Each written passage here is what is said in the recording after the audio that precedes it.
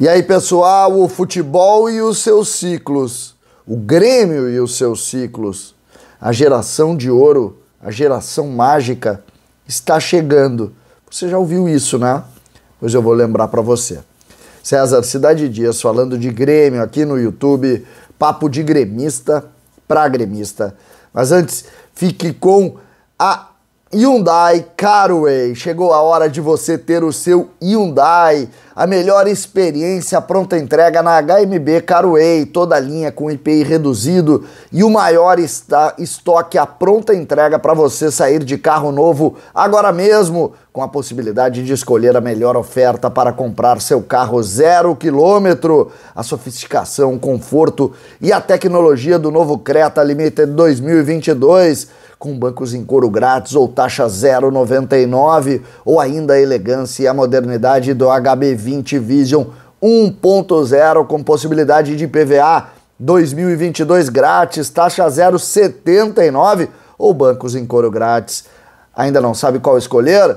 Então faça o test drive e converse com os consultores da Carway em Porto Alegre. Fica ali na Ipiranga 5570, Canoas, Novo Hamburgo e Bento Gonçalves, HMB Carway.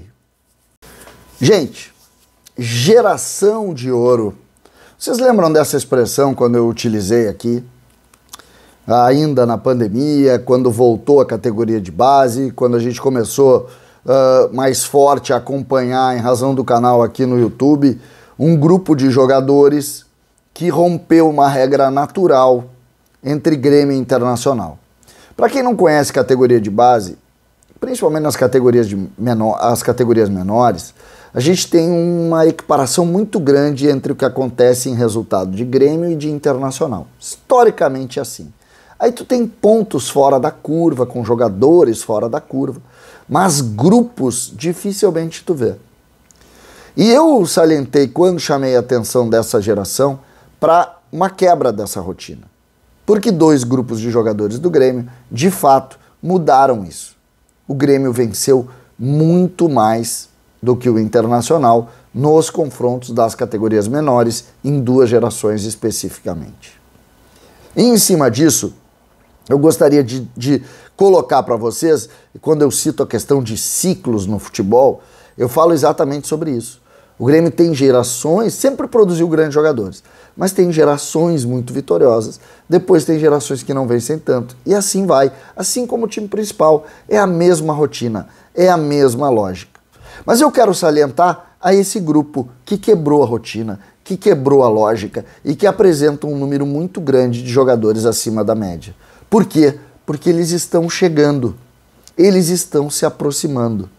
Eu sei que o Grêmio demora para revelar, que o Grêmio tem algumas dificuldades, apesar de eu achar que a partir da chegada de Roger Machado essa distância diminuiu muito. Não é à toa que a gente já vê o Bitelo, já vê o próprio Elias, já vê os jogadores atuando.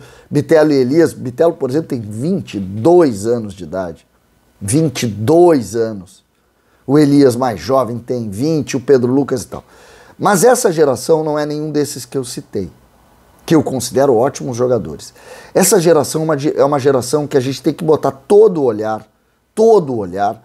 porque ela parece ser completamente diferente e pode mudar muito a nossa rotina. Nós temos aqui, eu separei alguns jogadores, nascidos em 2005, em 2004, em 2003. Jogadores que começam a ganhar espaço, então eu estou falando de 18, de 17. Eles começam a ganhar um espaço e um protagonismo muito forte.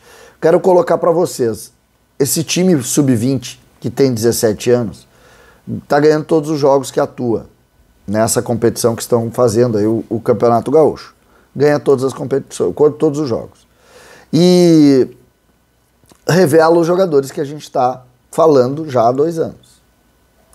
E esses jogadores evoluem muito rápido. 2 deles, os 3 que eu vou citar aqui, que estão nesse time, eles já estavam, tem mais um aqui que também está nesse time, mas é um pouco mais velho, que eles já estavam na Taça São Paulo. Cauã Kelvin, Nathan Fernandes, Rubens e também o Iago. Iago nasceu em 2004. ele é o filho do Marreta, do lutador de MMA, e ele começa a ganhar um espaço e mostrar também o tamanho que essa geração vai apresentar. Rubens jogou a Taça São Paulo, é o canhoto baixo pelo lado esquerdo, também teve uma lesão, treinou com o profissional, teve uma lesão no joelho, já voltou. E aí os dois principais, Cauã Kelvin e também Natan Fernandes, que estão abraçados e ganhando jogos para o Grêmio há muito tempo. Esses jogadores começam a gerar o olhar de todos para saber quando vem. Porque quando eles chegarem, a rotina muda e o ciclo muda. Esse ano de Janderson, de Campaz, de jogadores muitas vezes como, agora já saiu, mas como o Churin, como jogadores que o Grêmio pagou babilônias e que não fazem nada, ou alguns que vieram da base são só olham para o seu próprio umbigo ou para o seu espelho, como alguns que eu não vou citar, alguns que estão aí, outros que já saíram, na verdade, a maioria já saiu daqui, felizmente, que estavam ali surfando a onda de Everton, de Luan, de PP e saíram. Esses não. Esses não. A gente vai ainda para o time sub-20. Anotem, Zinho, quem acompanha esse espaço e ouviu-se falar muito em Bitelo, pedindo há 2 anos o Bitelo, já ouviu falar muito em Zinho aqui também, da mesma maneira. Aí a gente avança e vai em Ronald, que já está na transição, que é dessa geração de muitas vitórias, volante líder, está no Grêmio há 10 anos.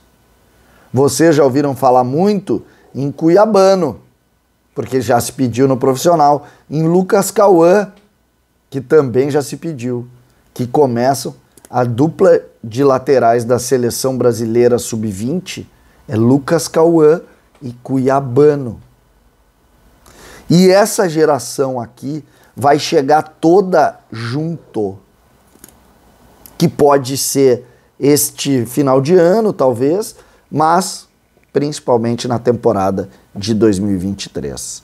Esses nomes que eu citei, Cauã Kelvin, Natan Fernandes, Zinho, Iago, Ronald, Rubens, Cuiabano, Lucas Cauã e outros tantos que ajudaram essa geração a transformar o Grêmio num time fora da curva nas categorias menores, estão chegando praticamente naquela linha de virar grande visibilidade e também alegrias ao torcedor do Grêmio.